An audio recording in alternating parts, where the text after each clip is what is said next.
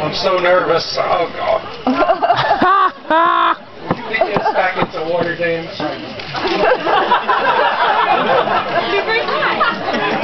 I thought the worst thing was if I just got up here and started gushing and was unprepared. But really, I'm not losing a son. I'm gaining an amazing family. They completely preempted everything I could have said, including the comments about everything from the pie to Bill's phenomenal Papa posts. But I do want to point out that today is a historic day that wasn't chosen at random, even though I've never been given a reason why it was chosen. 35 years ago, Elizabeth Taylor and Richard Burton were remarried.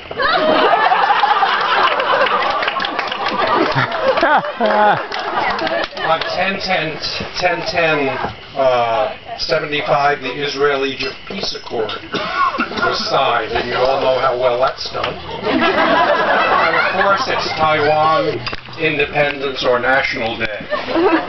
They've been working on their prenup with mainland China for a while, and maybe they'll choose today to announce that they are going to actually get together, actually really hook up. But more serious, I want to thank everybody here and some people who are unavoidably absent but here in spirit who contributed to making my son into what we used to call marriage material. And for encouraging him by example, talking about people like Ed and Bill, to call 3 years of due diligence enough and to tie the knot with a woman we endorse wholeheartedly. My contribution over the years, and Jessica's, who said she has nothing to say, she may have some corrections to what I say. Aside from turning Dan over to the Haskins or anyone else who would act in local parentis over the years, was to provide him with character-building opportunities and experiences, again, to use another old-fashioned phrase, so he would broaden himself, not be just a kid from some small town in the South. He's thus experienced many cultures, has friends with diverse backgrounds and work ethics.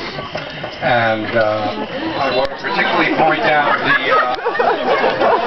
the folks who have come here from Finland.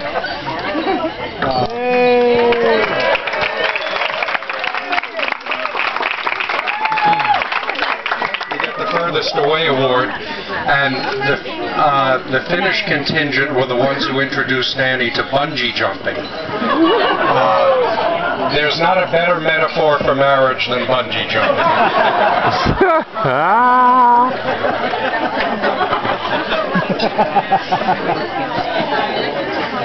So I get these back in order, Dan. So I did some research on the world's wedding traditions and blessings, and I thought I'd share the results with you for the first 20 or 30 minutes of my time.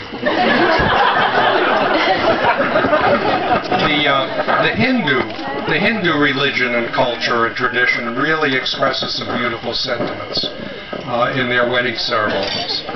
They have what they call 7 steps. Of course, 7 is a special number in a lot of faith practices. And they include nourishment, strength, prosperity, happiness, long life, harmony, and understanding.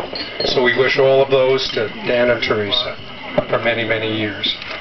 There are some cautions, however. The Hindu believe that when money is taken in exchange for a bride, that a marriage of demons results. So I've stopped payment on the check.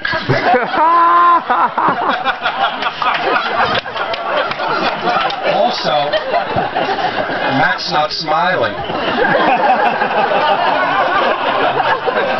Also, the Hindus, even it being a very venerable religion, are fairly modern in the fact that they state that the wife is the total equal of the man. Neither man nor wife is boss. So this is a disappointment for Teresa, but very good news for Dan. It's also a cliche that communication is the key, And during one of Dan's character building experiences called Summer Camp, he demonstrated that he's always willing to express himself and tell you if he's not happy, and so that something can be done about it. So let me read a letter that Dan wrote.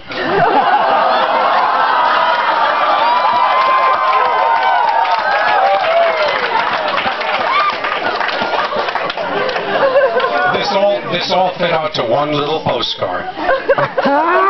Dear Mom and Dad, first 2 days evaluation, .99. I don't know if I was out of 10 or 100, but I only got third choice on the list. Other kids got almost all the activities they wanted. I should have brought a pillow. Right now I'm using a towel. The undersheet doesn't fit the mattress. I know what you're thinking. I even got the counselors to help me. No results. It's also freezing in the morning. Even with a t-shirt, shirt, sweat jacket, and long pants, I had goosebumps and shivering teeth. Mark Yelvington is so fed up with this camp, he called his mom and is leaving tomorrow. I Googled Mark Yelvington. He's such a loser, he's not even Googleable. The food that looks like actually is slop tastes terrible. The cabins are old and falling apart. It's very hard to fall asleep.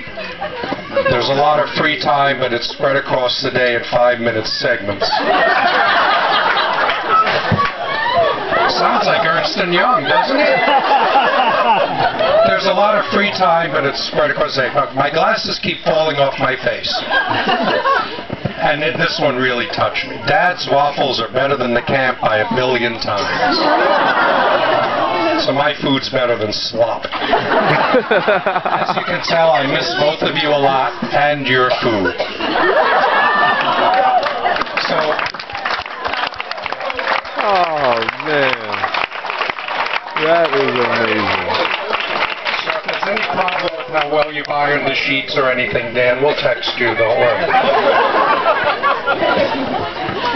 But for my closing toast, let me get a little serious. I have to go with the Irish blessing. Oh, yeah. May you be poor in misfortune and rich in blessing, slow to argue and quick to forgive.